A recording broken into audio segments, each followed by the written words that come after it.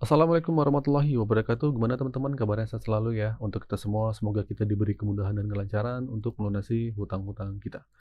Oke, lu pasti pernah ngerasain ya, gimana paniknya tiba-tiba ditagih pinjol di luar kontak sama DC pinjolnya, atau di luar kontak darurat alias kondar. Nah, bahkan sampai ke kantor atau ke HRD, ke tempat kita kerja. Gue yakin banyak dari lo yang pernah ngalamin ini. Apalagi yang pinjolnya mungkin dari Shopee, atau pinjol legal lainnya yang nekat hubungi ke HRD atau kantor lo. Gue paham banget ya, yang lagi panik, bingung, dan bertanya-tanya, emang boleh ya mereka kayak gini? Apa yang harus gue lakuin nih bang? Oke, jadi santai dulu ya. Mungkin lo tarik napas dulu, jangan panik. Di sini gue bakal jelasin semuanya, biar lo nggak gampang kena ancaman dan adu domba. Nah, ingat ya, lu harus tahu, Otoritas Jasa Keuangan atau OJK udah ngeluarin aturan baru, yaitu POJK nomor 22 tahun 2023 tentang perlindungan konsumen. Nah, aturan ini jelas banget ngatur soal etika dan waktu penagihan. Nah, jadi gini, dalam pasal 62 ayat 1 POJK nomor 22 tahun 2023, OJK itu mewajibkan pinjol atau pelaku usaha jasa keuangan atau PUJK buat nagih utang sesuai norma yang berlaku. Nah, di ayat 2 ini dijelasin lagi bahwa pinjol nggak boleh pakai cara ancaman, kekerasan, atau tindakan yang mempermalukan konsumen.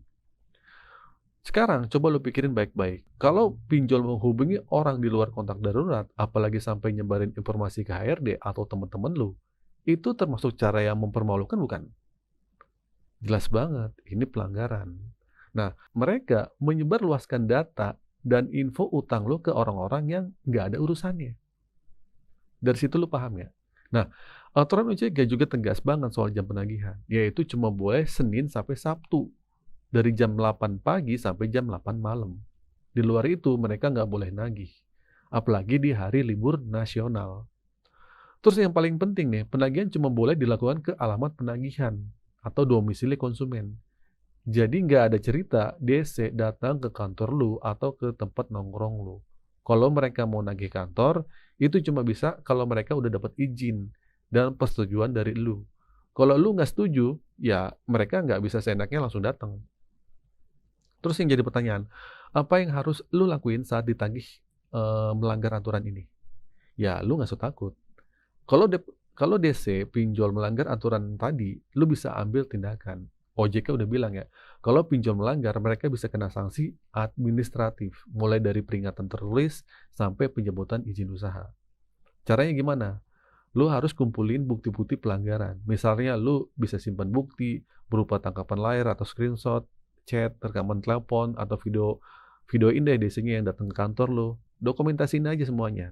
Tanyakan nama mereka, dari mana, dan apakah mereka sudah tahu aturan penagihan terbaru dari OJK ini. Jangan cuma diam dan panik ya. Lu juga harus berani. Nah, setelah bukti-buktinya lengkap, lu bisa laporin pinjol ini ke OJK. Ceritain aja kronologisnya, sertakan nama aplikasi pinjolnya, dan lampirkan semua bukti yang lu punya. Ini penting banget biar OJK bisa menindaklanjuti dan dari pinjol-pinjol yang nakal ini biar bisa jerak. Nah, gue paham ya, tekanan dari pinjol ini bisa bikin lu stres, panik, bahkan sampai kepikiran buat gali lubang tutup lubang. Atau mungkin lu bisa nekat untuk jual aset. Ya, lu juga bisa jadi korban pikiran negatif ya yang disebarkan sama si DC, yang akhirnya bikin lu nekat melakukan hal-hal yang merugikan diri lu sendiri. Ingat ya, tujuan kita memutus komunikasi bukan lari dari tanggung jawab, tapi untuk menyelamatkan kesehatan mental lu. Pikirin nih, lu nggak bisa fokus kerja atau cari rezeki kalau setiap hari dihantui telepon, dihantui chat-chat pinjol yang ngancam lu. Lu nggak mau kan? Nah, makanya ada beberapa hal yang bisa lu lakuin. Putus komunikasi, ganti nomor HP, hapus WhatsApp, ganti email yang terhubung sama pinjol. Mungkin lu juga bisa reset HP ke setelan pabrik. Ini buat memastikan nggak ada aplikasi atau sistem pinjol yang masih menempel di HP lu. Ya. Nah, setelah lu ganti nomor dengan itu bisa jadi setelah lu ganti nomor HP, ingat ya, itu dengan nomor NIK yang berbeda kalau bisa. Lu bisa pakai NIK saudara lu atau anak lu. Ini buat jaga-jaga aja. Karena kalau NIK-nya sama, data lu bisa ketahuan lagi.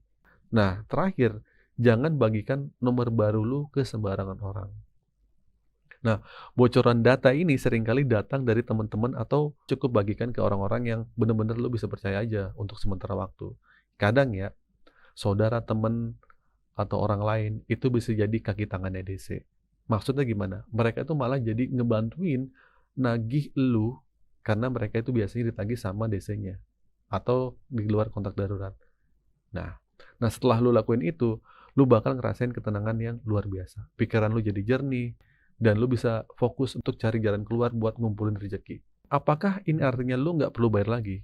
Ya tentu enggak. Kalau lu masih bisa kerja dan berusaha, pasti ada rezeki kan? Nah, sisihin aja rezekinya buat negosiasi nanti.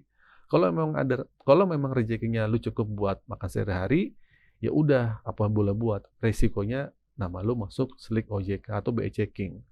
Dan kemungkinan ke depannya lu nggak bisa pinjam lagi. Simple aja risikonya. Intinya, jangan biarin hidup lu hancur cuma karena ancaman pinjol. Jangan habisin waktu lu buat mikirin hal-hal yang nggak penting. Ya, dengan pertanyaan DC datang ke rumah apa enggak, DC sebar data apa enggak. Hidup ini diperjuangkan, bro. Ya, harus selangkah lebih maju. Fokus tata hidup lu ke depan. Cari peluang baru. Kesimpulan dari ini adalah aksi nyata yang harus lo lakuin. Ya, semua udah kita bahas. Ada beberapa poin-poin penting yang wajib lu praktikin. Jangan cuma didengerin, tapi dilakuin. Ini juga demi ketenangan hidup lu juga. Pertama, pinjol yang menghubungi di keluar kontak darurat, apalagi sampai ke HRD, itu jelas-jelas melanggar POJK nomor 22 tahun 2023. Jadi cara penagihan mereka itu ilegal.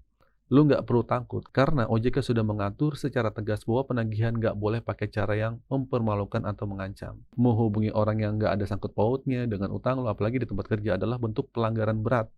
Terus yang kedua, lu juga harus berani ambil tindakan, bukan cuma pasrah. Kalau mereka melanggar, kumpulin aja semua buktinya, rekam teleponnya, tangkapan layar chatnya, videoin aja kalau ada DC yang nekat ke kantor lu. Tanyakan identitas mereka dan pastikan mereka itu tahu aturan penagihan yang terbaru, ya. Nah, setelah itu laporan pinjolnya ke OJK, ya, dengan menyertakan bukti-bukti yang lu punya. Nah, yang ketiga nih, yang terakhir, dan ini yang paling krusial, jaga kesehatan mental lu. Ancaman teror DC itu dirancang untuk bikin lu panik, stres, dan gak bisa mikir jernih. Nah, mereka sengaja bikin lu tertekan supaya nekat, gali lubang, tutup lubang, bahkan sampai jual aset. Nah, langkah awal yang paling efektif adalah memutus komunikasi, ganti nomor, ganti email lu.